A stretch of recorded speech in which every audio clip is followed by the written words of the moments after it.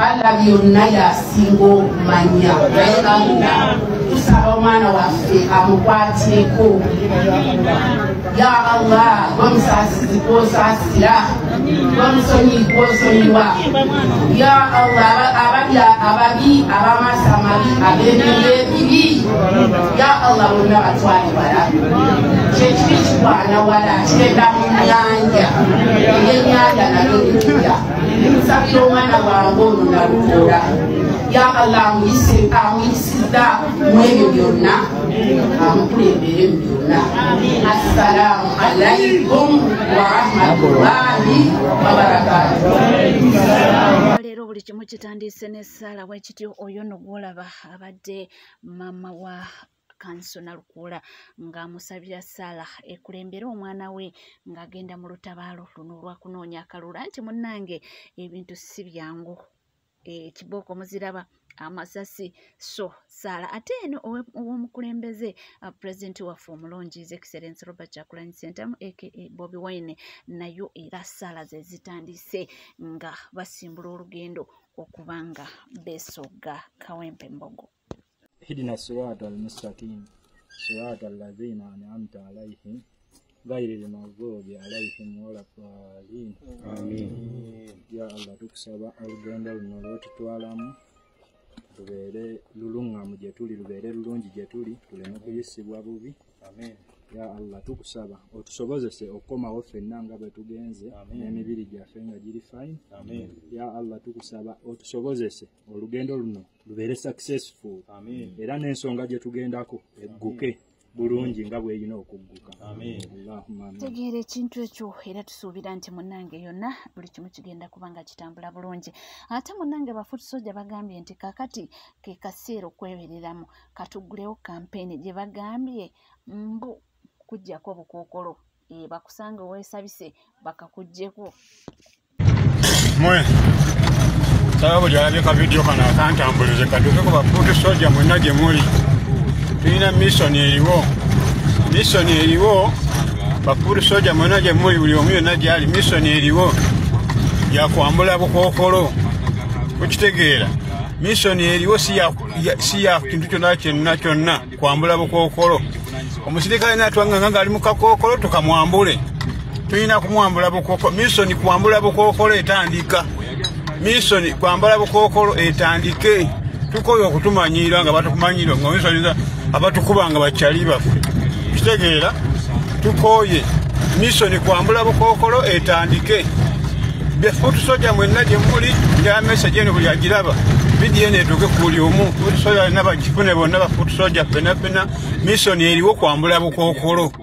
Kitegeera kwambula bukookolo mission eriwo teri kirala. Wabula kino abantu abamu bagambye nti kijja kuba kya bulabe nnyo nti bajja kuba kat this time around babakubire ddala mbu kubanga bajja kuteekawo ebisangosango bagambe nti babadde banyagulula ku basirikale emmundu. Kyagambye nti munange okwerinda si buti nti ebintu ebyo babireke. Kinaasoboka nze ndi naawe mpolapola nga wetugenda ate munange yese kakiti akyeyongera okuba nga akyomera abasajja bano abali mu gavumenti naddala mutabani wa Museveni oyo omukulu Kainerugaba talina bigambo biwoomu byadde n'akamu gyali. Emiggo nga sina miggo wabula waya nojiwula okubuuza nti akuba munne waya ye waya obaziba kweziri kuba gw'okwata otya munno. Nsaasirako sebwa bwe twogera bino siina kyakukolera kuba simanyi nze kati saagala kulwanagana nange kati oba kuba gwe wandisirise era sirika gwoba kuba nze wandisirise era toyogera nze mba kuba nze nandyogedde era ndeka.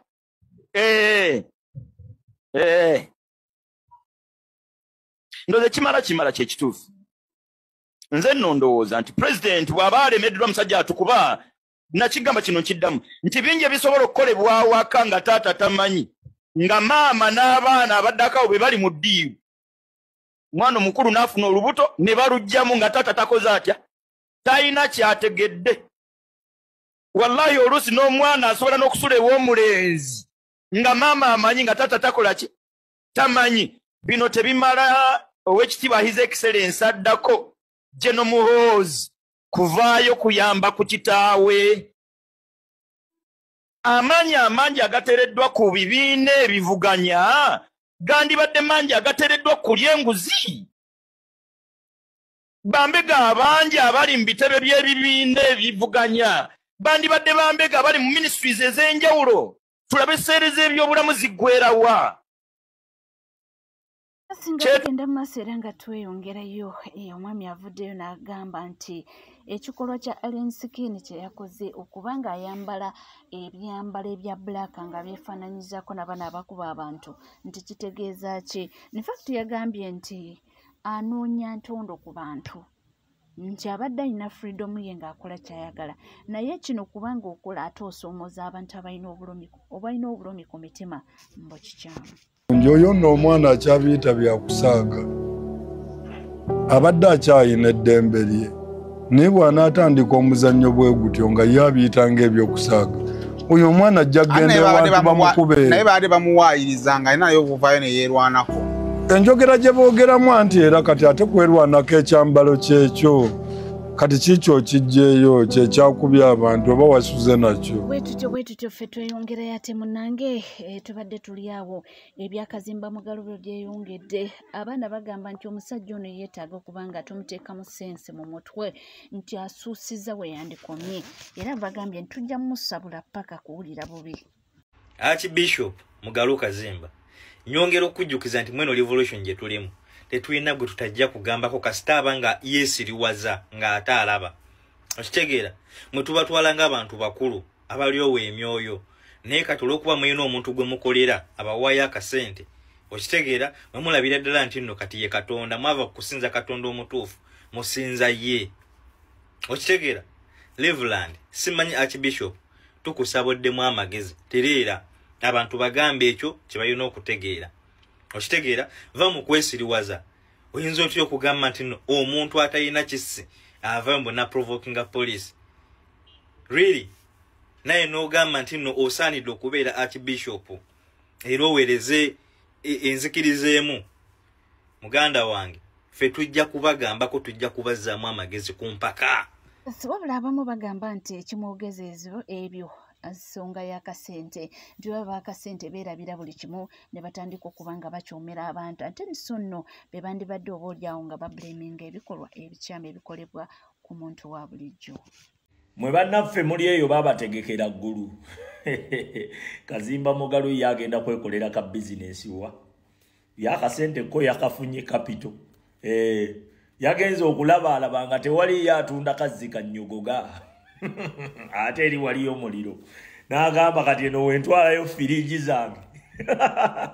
Leka nkubuulireko bano abasajja abeeyita bannaddiini abakulaga nti balina imaani nnyingi nnyo ey'eddiini. Nze ludda olumu mbeera liikirira ekyo nkikubuulira. Kati Kazimba Mugalo gwe n'osigalanga kwebyo byayogedde n'osigalanga abuulira owulira nga era yakukulembedde mu mmisa mu kitambiro nga naawe onoonya Katonda era naawe owulira. Bwakugamba zibiriza ng'ozibiriza, bwakugamba tunula ng'otunula, bwakugamba tuula ng'otuula, bikkula wano ng'obikkulaawo, bwakunnyonnyola bw'okuba engalo naye ng'awagira mutemu. Awagira mutemu. Bantu mmwe abalina ennyo eddiini waliwo akantu oba ke basooka babatuulako ke sitegeera. Ekyo nkikubuulira. Bugingo yasiibanga ku mimbaali ku katuuti n'asooka atulangira ebisiyaga mwezi ku mwezi mwaka ku mwaka okuva obujulizi we bwavaayo obukakafu nga gavumenti yaabwe ebadde erisiivinganga ssente z'ebisiyaga okumala emyaka 30. Tunoonya Bugingo tetumulabako. Naye era ku Sande saaviisi ebaayo najja era n'asabisa. Era ggwe n'otasigala ng'omubuuza gavumenti yammwe gye mubadde mutugambanga okusigalako, gye mubadde nga mutugambanga eri yaddeko gye mubadde mutugambanga nti Katonda yayina ensonga lwaki agirekawo bali ebisiyaga Katonda abyagala endiga mutandike okubuuza ku basumba mubabuuze ku bibuuzo ebyo ebituuti kwe balinnya n'amakanisa mwe babeera sente zammwe mwe muzisolooza okitegedde yes gwe n'obeeraawo nga mubajjajja n'atunda emmaali y'obusiraamu leero ezo sente n'azirya n'addamu n'agitunda emmaali y'obusiraamu enkya ezo nazo sente n'azirya n'addamu n'agitunda n'atunda n'akulaga nti ayagala n'omuzikiti kugutunda n'osigala ng'era oyimirira ng'era yalina okubuulira eddiini waliwo ekitagatta abakkiririza mu bayibuli eva zoogera ku bannabbi b'obulimba balijja era balikyusa bangi nnyo gwe munnayuganda ali eyo gwe tuzenga tugamba nti mu Uganda Museveni yawamba institutioni zonna Kagame Madiini buli njiri ebuulirwayo ekuumira mu Museveni mu buyinza ng'eno watugumbula bannansi ng'eno wabba bannansi ng'eno wayavuwaza bannansi akagenderere avuddeyo okwogerako ogenda olaba Bishop Mulamba yamunenya nti owaaye gw'osambagala bubi wadde bakutadde vivi mu bulago naye yensambagala atosambagala bw'otyo Bishop Mukazimba Mugalu ayimiridde atugamba nti engeri gye tusambagalamu nga batutta tusambagala bubi tetuyina kusambagala bwe tutyo tanenyeza mutemu era gy'alaze gy'alya akasente gy'akafuna ekibaasa bakimuwa tulaba amamotoka we bagabawa then n'alyoka atuukiriza ebigendererwa by'omutemu omutemu temula ayagala omutemu atemule mu mirembe nga tewali awakana ayagala eggulo twayogedde ku nsonga y'omukulu Charles Muvawala naye kati amawulire gali ku desk galaga mbu teri mukuumaddembe azini eyamukutte nga byekusiza ku byabufuzi bagamba mbu bamukutte kituufu yabadde yabuzibwawo naye mbu nsonga za sikaati nsonga z'abamaama mbu ali awo abadde ayagala bakabanne kakati bali ne bamulukira olukwe si bigambo byange bibino teri muntu yawambye aba gavumenti tebawambye Muvawala ekisooka Muvawala is a mule or he's a planted agent mu opposition nenga the truth is Muvawala muntu wa government ge mazima ate ekizibu Muvawala azina nnyo ate azina abakazi b'abantu kati atera kuzina bikazi byeru ebyo binenenene yazina neddoni owoku mikono Muvawala mukwano gwange Muvawala azina abakazi b'abeene Muvawala naye akazeeko akamanyi wikisinga bbiri wallahi billahi tallahi waliwo omusajja yankubira essimu omusajja ng'akaaba amaziga naŋŋamba senga nina omuntu gwe njagala onnyambe konze kiki agamba waliwo omusajja alemedde ku mukazi wange amaka gange biki ne mugamba kati omanyize omuntu nga azze naŋŋamba mulabisiza omuntu nsooka ne musaba ennamba y'omuntu nenjogerako n'omuntu kati gaine mugamba omuntu gwangamba okulabisa nyinza omulabisa naye obuzibu mbuli nti mukazi wo yagenda n'ayenda mugamba what I will do nja kwogera nabo both of them mbagambe bwe mutalekerawo nenda kukola ki banika kuba lindako wallahi nga mulowooza imbu mbalimba yakola bwati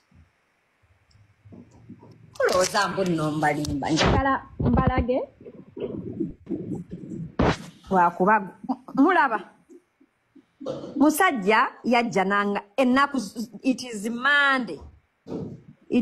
Monday 16th of December. Guy nangamba hi, we just spoke on phone in Subuga.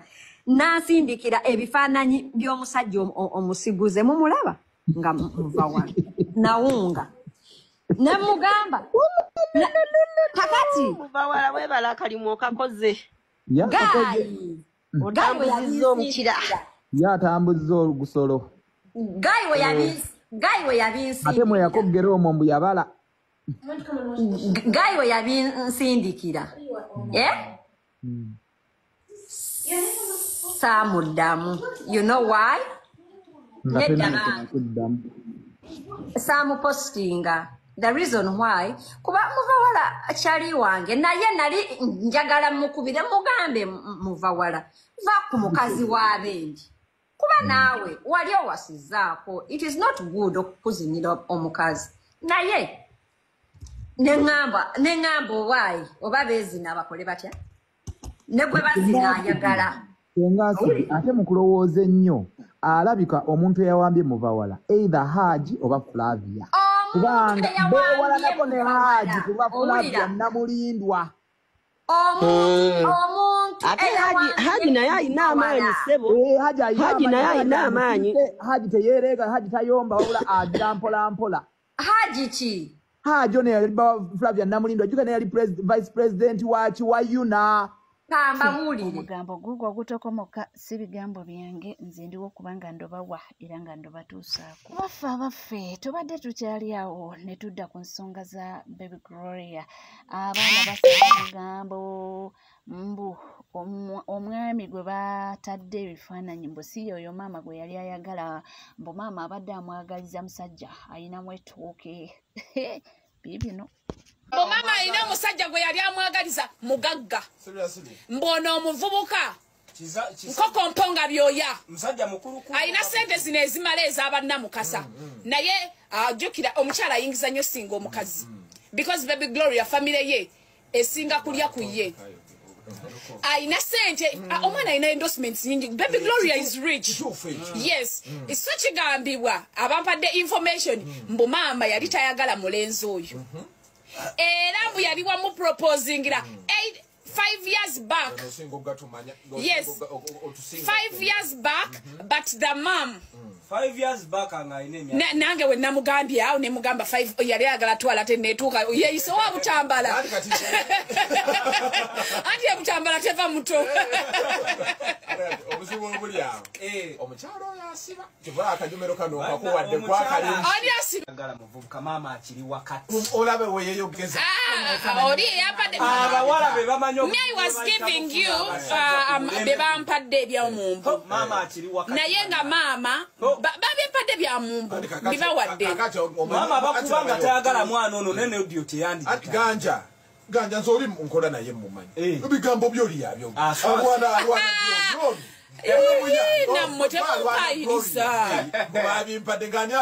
alina statement gye yakoze ng'ebazingiza mbu nati abakyala abakulu omwana abalese ku luggi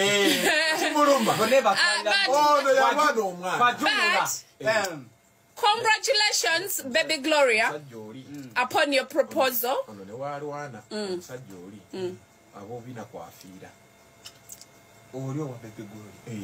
Nayo yo musajja nayo manye ekyasinza okunyumira Baby Gloria yatuyambe n'aleeta muvubuka yagambye wa myaka emeka omusajja we si mukulu yatuyambe tasuka 20 ali mu early 20s naye yatuyambe n'atatuleetera namwe mulimba nedda mwana taweza myaka 3 oyo omulenzi nedda toyagala nkako kuba toyagala bakadde kakati bino nabitegeera ye kati bw'alabye ekifaananyi ky'ono njukira atambulira mwatano jayakadde mwatano 48 ganja n'oyo omusajja omuvubuka oyo alabika Jonathan alabika ali myaka nga 26 bakubuuziza ekibuuzo bw'omutunuulira nange ani mukulu lwakuba oli kale bambi yafuna emba ayinamu olubaababa emba mpanvu yes nono kati ngamba omuvubuka ne ganja ani mukulu nakayizya ngamba ani mukulu ono mukulu lwaki mukulu mula waffe muto wama congratulations Baby Gloria 1990 Myaka 3 atambuza gwa 3 Congratulations, baby Gloria, upon your achievement. Gendo ofumbe. By the way, yes, it's a big achievement. Sibuli omuntu bam proposing gira. Mugamba mugulira ogutokomoka naye nga ffe wetuli munange okubanga tuli batuusaako. Why not? Gw'oyongera okubanga weekomideko mukutu, that is NCK TV. Era mukwano weba oliyo nga tonda subscribinga kekade subscribinga, ringinga that notification bell, sharinga, likinge, ebisigadde tukomawo nabyo tuvaawo.